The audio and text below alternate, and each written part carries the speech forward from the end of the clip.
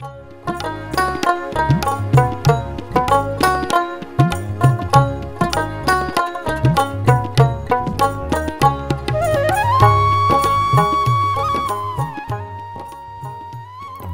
আমাদের দেশে একটি অতি জনপ্রিয় সবজি।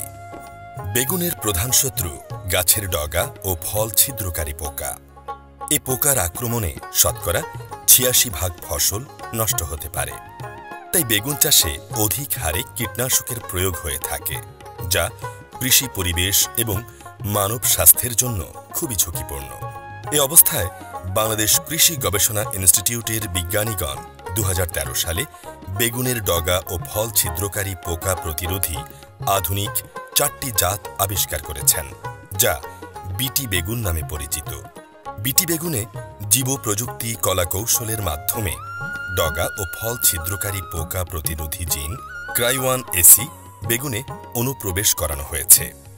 জাতগুলো হল বারি বিটি বেগুন ১ বা উত্তরা, বারি বিটি বেগুন ২ বা কাজলা, বারি বিটি বেগুন ৩ বা নয়নতারা, বারি বিটি বেগুন ৪ বা ISD ০০৬।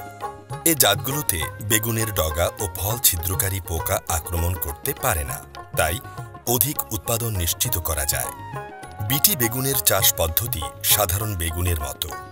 পানি নিকাশের সুবিধা আছে এমন উর্বর দোআঁশ বা উর্বর বেলে দোআঁশ মাটি বেগুনের চাষের জন্য উত্তম। সবসময় রোদ পড়ে এমন জমি বেগুন চাষের জন্য নির্বাচন করতে হবে। ৪-৫টি চাষ এবং মই দিয়ে মাটি ঝুরঝুরে করে প্রস্তুত করে নিতে হবে। শেষ চাষের সময় ১ থেকে ১.৫ টন গোবর বা কম্পোস্ট সার, ২০ KG DAP, ১১ KG MOP, ১৫ KG gypsum প্রয়োগ করতে হবে। জমিতে দস্তা ও বোরনের অভাব থাকলে ৫০০ গ্রাম করে জিঙ্ক সালফেট এবং বোরিক অ্যাসিড প্রয়োগ করা প্রয়োজন। বীজতলা থেকে ৫-৬ পাতা বিশিষ্ট চারা তুলে এনে মূল জমিতে রোপণ করতে হবে।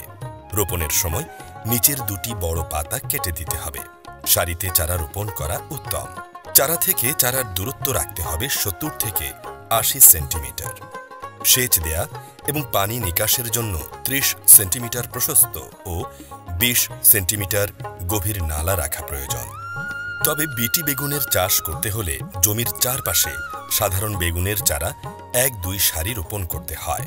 বিঘা প্রতি ৩৭ কেজি ইউরিয়া এবং ২২ কেজি এমওপি সার ৩ কিস্তিতে উপরি প্রয়োগ করতে হবে।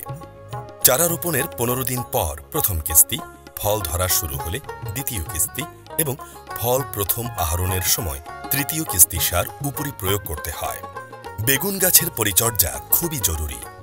প্রথম ফুল আসার আগে কাণ্ডের নিচের দিকের পার্শ্ব শাখা ছেটে দিতে হবে। সময়মতো আগাছা পরিষ্কার করতে হয়। মাটির অবস্থা দেখে সেচ দিতে হবে। তবে বেগুন গাছ অতিরিক্ত পানি সহ্য করতে পারে না, তাই জলাবদ্ধতা যেন না হয় সেদিকে খেয়াল রাখতে হবে। গাছের ডগা ও ফল ছিদ্রকারী পোকা ছাড়া অন্য পোকা অথবা বালাইয়ের আক্রমণ হতে পারে।